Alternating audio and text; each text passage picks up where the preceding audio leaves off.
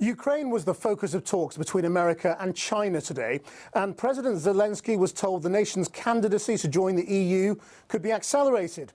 But in Moscow, a rare public appearance at a war rally from President Putin saw a blunt message. The Kremlin's aims will be achieved.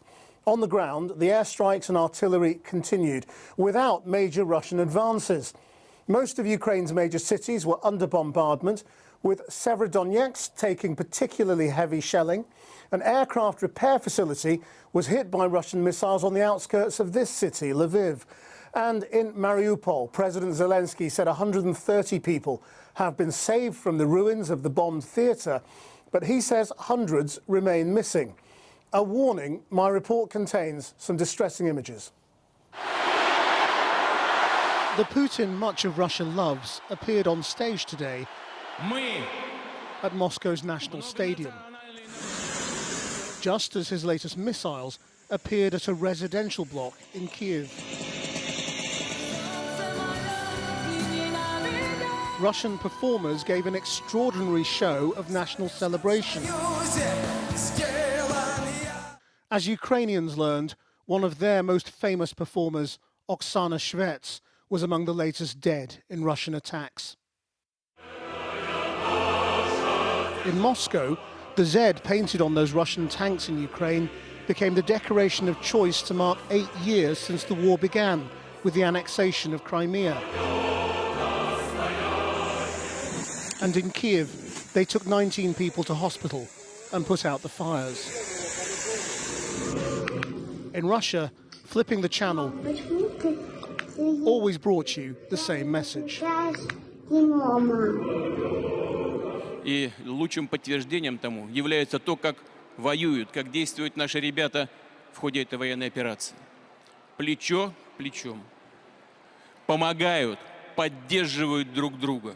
А если надо, то как родного брата прикрывают своим телом от пули на поле боя. Такого единения у нас давно не было.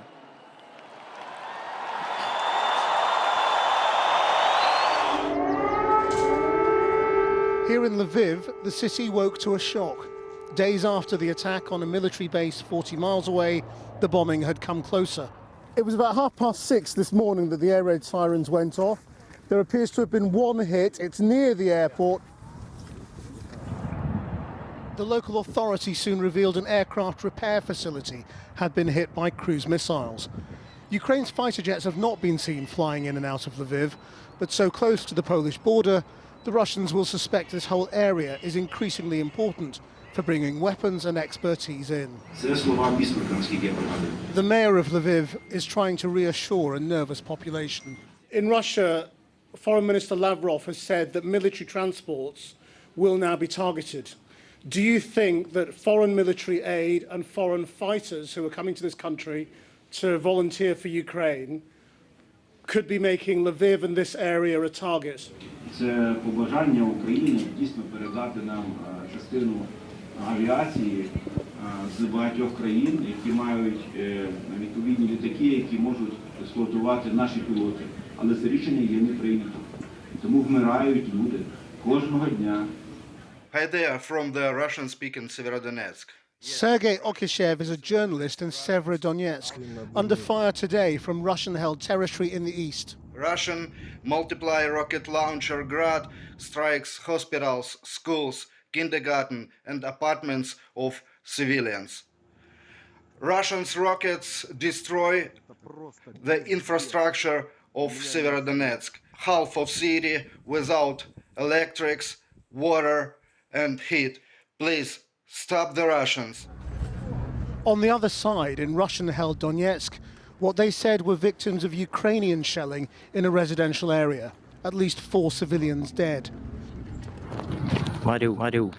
According to President Zelenskyy at the bombed theatre in Mariupol, there are still hundreds of people under the debris. But there are still only images of the wreckage. 130 people are reported to have made it out alive. But Mariupol is now too dangerous to risk moving the dead from many of the places where they have been killed. Neighbours are burying each other where they fall. wondering, no doubt, who will bury them. Well, in the centre of Lviv today, a grim reminder of the toll this war is taking on the most vulnerable was on display. 109 empty prams lined up to highlight the number of children believed to have been killed so far in the Russian invasion of Ukraine. The campaign, labelled The Price of War, was organised by local activists and authorities and signified children who are coming from dangerous areas that were not able to reach Lviv or safety. Well, President Zelenskyy has said he expects progress to be made on Ukraine's application to join the EU within the next few months after speaking to the European Commission President Ursula von der Leyen. Earlier, I spoke to Ivana Klimpush-Tsintsadze, former Deputy Prime Minister of Ukraine and currently chairing the Parliamentary Committee on Integration of Ukraine to the EU.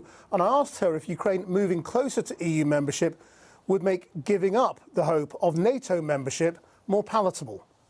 For me, giving up the idea of becoming NATO a member for Ukraine would sound disastrous. So therefore, I think that also across the society, the understanding today is that we need to be part of the also transatlantic union, NATO, in order to be not only prosperous as in the EU, but also secure. But hasn't President Zelenskyy effectively accepted now that giving up that ambition for NATO will have to be part of any peace? I do not think so. I think that we have to understand, first and foremost, that in order to change our constitution, which foresees the strategic goal of EU and NATO membership, you need constitutional majority of the Ukrainian parliamentarians. And I hope that there are not enough suicidal parliamentarians in the Ukrainian parliament to actually change these goals. That's one thing. And another thing, my understanding is that probably President Zelenskyy is trying to look for some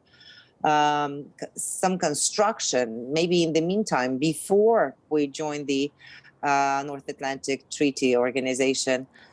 It is clear that the Russian army is not making big advances on the ground, but it does have the ability, as it has in Syria for years, to keep shelling, to keep sending missiles, to keep bombing Ukraine.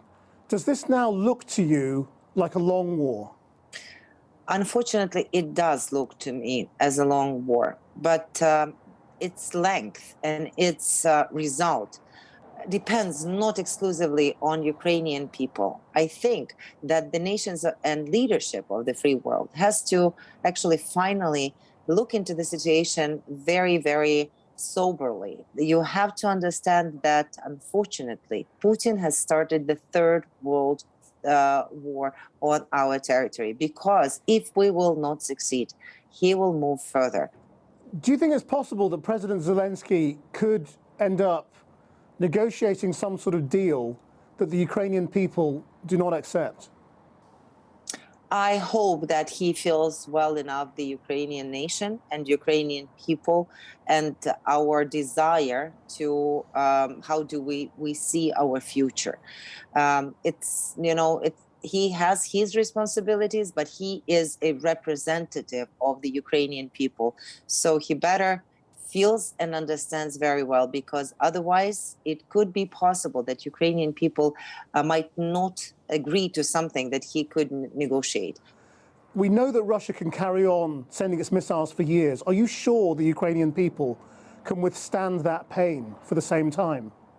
We have no choice. We have to understand. Russia wants to ensure that Ukrainian nation, Ukrainian state does not exist on the map of the world.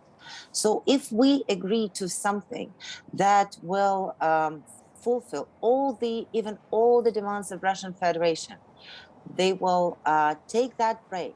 And after that, in a couple of years, will ensure that we are all turned into, I don't know, some type of slaves, or we sent to some type of concentration camps or whatever.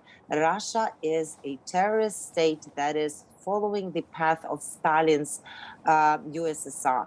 And that has to be understood. So we Ukrainians We do not have the future in any coexistence with this state as it is at this particular moment. Ivana Klimpush, thank you very much indeed. Thank you. Well, the British media regulator Ofcom has revoked the broadcast licence for the Russian-backed news channel RT, saying they did not consider it fit and proper to hold a UK broadcast licence. Earlier today, I spoke to the Armed Forces Minister, James Heappey, and I began by asking him if the UK is sending the Ukrainian Armed Forces weapons which would enable them to shoot down Russian planes and missiles. Definitely that will help shoot planes out of the sky, yes. But not missiles. I mean, it would be a blooming good shot. There was an attack near to Lviv by the airport today. I mean, do you think there is a danger that signalling that you are sending all this military aid is bringing the war to the west of Ukraine? Because it's obviously coming in through Poland. I think we flatter ourselves if we think that the Russians get their intelligence from watching Western media. They'll know full well what we're up to. As bad as it will feel for people who are in Lviv today, it's not at all unexpected and isn't a surprise that Russia would want to try to interrupt Ukrainian supply lines. That is very much an integral part of war. What I think we need to do is to work with Romania and Slovakia to create further points of entry into Ukraine for this aid, so the Russian job is harder. There are a group of people, and I spoke to one, Anders Fogh Rasmussen, the former NATO Secretary General, last night, saying that the West has made a mistake. By taking military action off the table, you have made it clear to Putin that you will go so far, but only so far. Yeah, I mean, I think it's a point of debate. Clearly, the current Secretary General thinks otherwise. So too do most of those who are right now in the hot seat and have to make decisions on behalf of their countries in the West.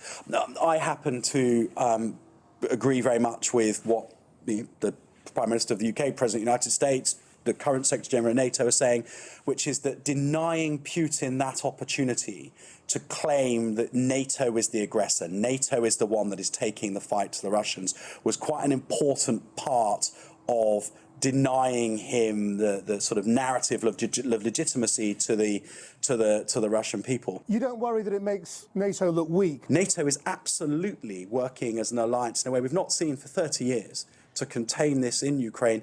And all of the threats that Putin is making, NATO is ready to respond to. It's just that NATO is a defensive alliance, and NATO's boundary is where NATO's boundary is. The broadcasting regulator, which I know is independent, but whose boss is appointed by the government, has now taken away the licence of Russia Today, RT.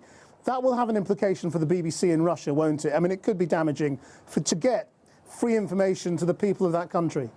It's right that the regulator has taken the decision to take Russia Today off the airwaves rather than government. Whether or not it has consequence for the BBC, I don't know, but it feels to me as if Putin is already clamping down on the BBC and Russia pretty heavily anyway. You're putting out these sort of defence intelligence updates on Twitter every day, saying that the Russian advance has been stalled, they're not getting anywhere.